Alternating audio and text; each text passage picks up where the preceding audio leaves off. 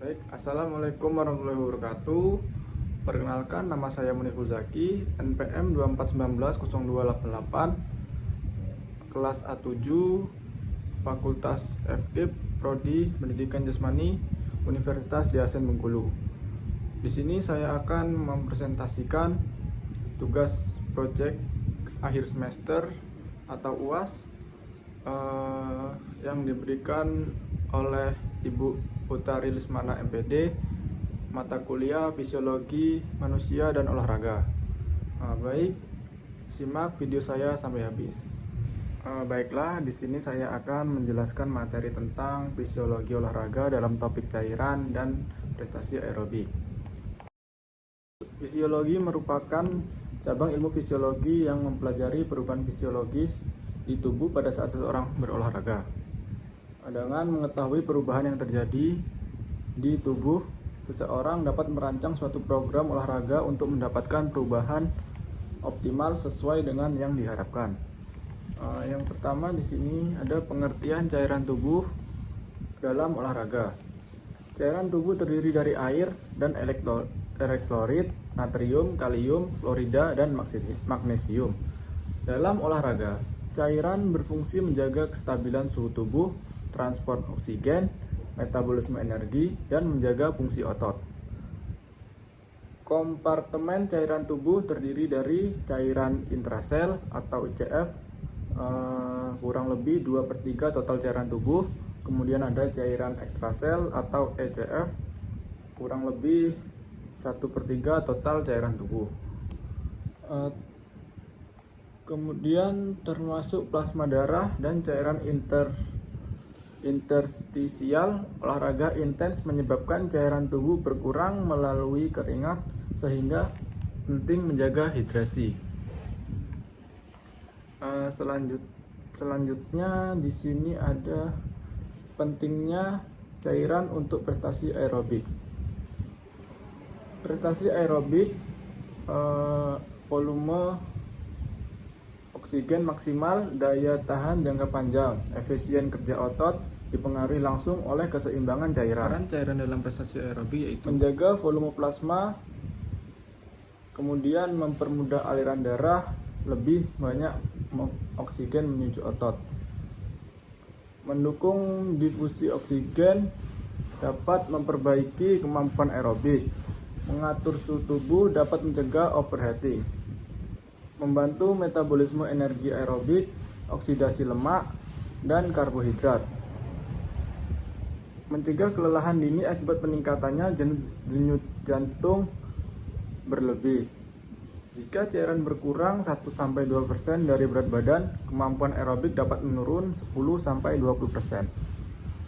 Kemudian di sini ada mekanisme kehilangan cairan saat latihan aerobik. Saat melakukan aktivitas aerobik seperti lari, renang, atau bersepeda, tubuh kehilangan cairan melalui keringat. Mekanisme termoregulasi utama kehilangan elektrolit, natrium terbesar, dan air. Kemudian pernapasan, aktivitas aerobik meningkatkan frekuensi napas sehingga terjadi evaporasi cairan dari paru-paru. Kemudian urin relatif kecil selama latihan. Aktivitas fisik menghambat produksi urin sehingga loss lebih banyak dari keringat. Kemudian kita lanjut dampak dehidrasi terhadap prestasi aerobik. Yang pertama ada dampak fisiologis. Penurunan volume plasma, peningkatan viskositas darah, penurunan pengiriman oksigen, peningkatan suhu inti tubuh, meningkatkan denyut jantung untuk beban kerja yang sama atau cardiac drift, penurunan kemampuan fokus mental. Kemudian ada dampak performa aerobik. Penurunan volume oksigen maksimal, penurunan daya tahan hingga 20%, mudah lelah, peningkatan resiko heart exhaustion atau heart stroke. Kemudian di sini ada strategi hidrasi untuk meningkatkan prestasi aerobik. Yang pertama, sebelum latihan dianjurkan minum 400 sampai 600 ml 2 jam sebelum latihan. Cek warna urin yang ideal bening sampai kuning muda. Tambah minum 200 sampai 300 ml 15 menit sebelum mulai. Selanjutnya, selama latihan kurang dari 1 jam cukup air putih 150 sampai 200 ml setiap 15 sampai 20 menit. Kemudian lebih dari 1 jam konsumsi minuman isotonik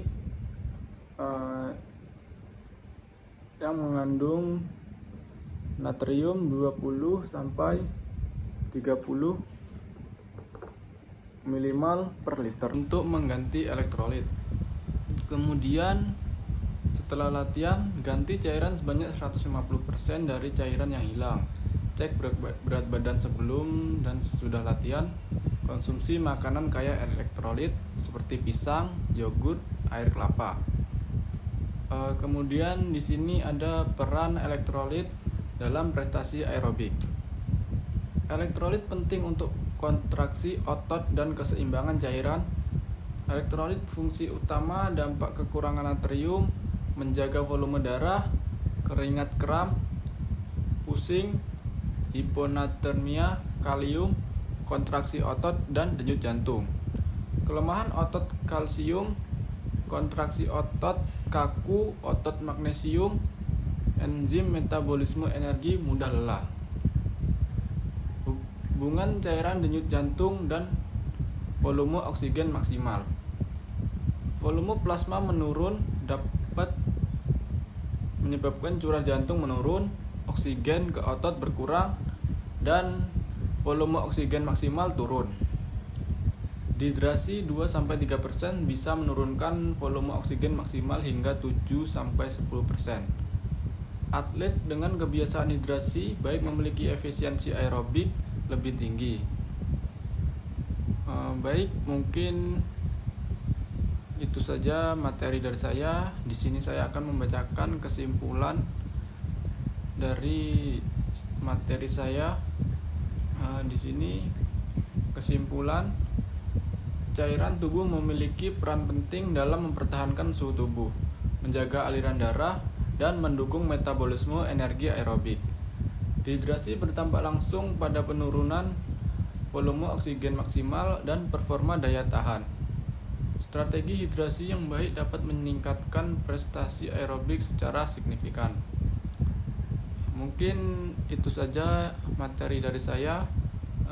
Lebih dan kurangnya saya mohon maaf. Saya akhiri. Wabillahi taufiq wal hidayah. Wassalamualaikum warahmatullahi wabarakatuh.